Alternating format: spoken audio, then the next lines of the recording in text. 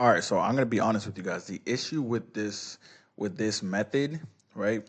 This method of getting rid of your boobies, the reason there's an issue with this method is because it takes time, right? And that's what you guys don't like to fucking hear. All right. The amount of people who have come to me and the only thing they don't want to give, the process is time, you're not gonna get results. You don't want to put in the work, you want to skip the process, you're not going to get results, okay? I'll just tell you that right now. Most of you guys want to get rid of your boobs, right? But when you realize the process is more than one day, more than 1 month, right? More than 2 months, you're like, oh man, like I don't know. The months are gonna pass anyways. You're gonna sit down. Like, what is the alternative? You're sitting down eating pizza, playing Roblox, and your mom yells at you. She comes in your room and yells at you, go get a fucking job. You're like, Mom, I'm on level 59. Like, is that what the fuck you want, bro? Get the fuck up and reach your goals. All right, go towards your goals. Everyone has goals. That's the issue. Everyone wants to get rid of their man boobs, right? And another thing about man boobs generally is going to be a body fat percentage thing. Now, most of you guys think you have gyno. You guys do not have gyno. Most of you guys just have man boobs. It's not a big deal. All right, it just means you have excess body fat. When you have excess body fat, things are going to happen. What's going to happen? You're going to have a lot more face fat, a lot more stomach fat, a lot more chest fat. That's just where we store our fat as men. Lower back, chest, stomach, love handles, face. It's normal shit. Everybody knows this. It's not rocket science. All right. So if you have man boobs and you have a big ass stomach, what does that mean? That just means you have a lot of fat to lose. It does not mean that you have gyno. You do not have gyno. Most of you guys do not have gyno. Okay. If you guys have gyno, you're gonna get super lean. You're still gonna have like a hard mass in your in your lower chest, and then you'll go get it diagnosed. You'll probably get it surgically removed. All right. Simple shit. I think Hamza did that shit too. I think he got it like surgically removed or something like that. That's if you actually have it. People rarely have it. A lot of people just use that excuse to not work out. Like, well, I can't get rid of it. I have gyno. You don't have gyno, bro. Like, that's just another way of saying like, oh, it's my genetics. It's like, no, you're literally just a higher body fat percentage. All right, so like I said, the fastest way to get rid of it. So here, right here, I'm probably like 20, 25% body fat. You see my titties, right?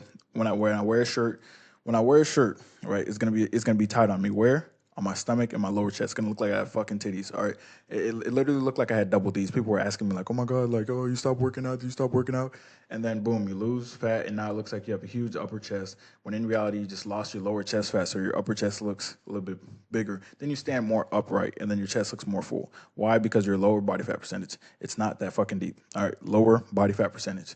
How do you lower your body fat percentage? You actually stay in a deficit consistently. Simple. All right. A lot of people ask like, "Oh, what cardio should I do to lose, my chest fat? What workout should I do?" And it's like their nutrition's not on point. They're not aware of their body fat percentage. They're not consistent. They don't even. They literally haven't been to the gym consistently for more than 1 week. All right, so let's get into nutrition. All right, very, very important. So, obviously, while you're losing body fat, you want to make sure that you keep your protein high. It's going to be very, very fucking important. All right, high protein calorie deficit, high protein calorie deficit. All right, and then when you have man boobs, generally you have more estrogen in your body, right? You're producing more estrogen. So, what you want to do, obviously, while you're losing fat and you're gaining muscle and you're having healthier habits, you're going out into the sun, you're not eating processed foods, your estrogen levels will go down, but you also want to eat testosterone boosting foods as well. So obviously eggs, meat, butter, red meat, chicken, all that shit is going to help a lot. Higher fat content in your diet is going to help as well too. Obviously you want to avoid goofy soy and highly processed goofy shit. All right, very, very important. Now, what your workout should look like, they should be pretty simple. All right. If you have man boobs, stop doing decline bench and flat bench only. Like a lot of you guys do decline bench and flat bench as if you're a bodybuilder or some shit, but all you have is lower chest. All right. You want to focus on incline Smith machine. That's like literally the best exercise. And the incline dumbbell is pretty much up there with it. And then incline barbell is pretty good too, but there are some hammer strength incline machines as well that gyms will have. Right. There's a lot of gyms that'll have hammer strength inclines, or they'll have like, even the regular chest press hammer strengths or the regular chest press machines are really, really solid too for hitting the chest, actually isolating the muscle, and you actually feel it. Because a lot of you guys do barbell bench and you feel like your elbows and your traps and your kidneys and shit like that. I mean, you're lifting heavy. That's cool. Like you're lifting heavy. Congratulations. But I mean, you're using a lot of muscles and you're not really feeling your chest how you should. You're not working your chest. You're not putting the most stress on your chest to actually grow it how you want to. All right. And of course, when you want to have a lower muscular chest, a muscular lower chest as well. So when you lose the fat, there's actually something holding it up. Like, let me go back. Like, you actually want the outside to look defined. Then, of course, flat dumbbell and some dips will help as well, or just push-ups will help with that, right? But it's not going to look like that until you lose fat, until you actually lose fat. Now, my actual workout to lose the man boobies, very, very, very simple. Like I told you guys, it's literally incline sprint machine, right? I do the incline sprint machine, and then, but before the incline sprint machine, I'll do some pec deck to pre-exhaust my chest. Some cable flies, some some cable flies or pec deck, depending on which one's open. Then I'll do some incline sprint machine, right? And then I'll do like some incline dumbbell. Then I'll do either dips or like flat dumbbell. Super, super simple for my chest. And I usually do a push day as well. Now, obviously, when you widen your back and you cap out your shoulders, right, by building your shoulders, it's also going to widen out your chest and make it look more aesthetic as well. All right, so all these things are important. One more thing I could tell you is what all of you guys do not want to give it is patience and fucking consistency. All right, patience and consistency. Now, patience to you guys is fucked up. A lot of you guys are like, "Yo, I've been patient. I've been working out for 2 months. I don't see." That's not patience. If you say you've been working out for 2 years and you're not seeing results, then you're just doing everything wrong. But 2 years would be a good time. 1 year would be a decent time. 6 months of absolute consistency, yes. But if someone tells me 6 months, I know it's not absolute consistency. So I'm like, it's not really enough time, right?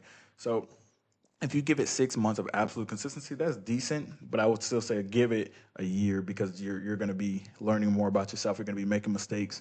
You're going to have failure here and there and shit like that. And in that year, you might have 6 really fucking good months and 6 months of learning, right?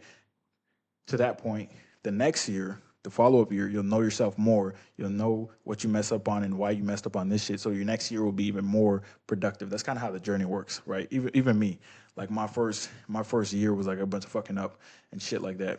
Or my first couple of years, honestly, was a bunch of fucking up and learning different shit, learning why I'm inconsistent, why I'm consistent with this, and then starting to focus on nutrition. Then I gave it a real locked in, year, and then you see those results, right? But a lot of you guys just haven't put in enough reps. You haven't put in enough fucking reps. If you don't put in enough reps, you can't learn, but you also can't get closer to your results, right? Because you got to get stronger. When you're trying to build your chest, your incline benches, you're going to have to increase the weight over time, all right? And you can't increase weight overnight.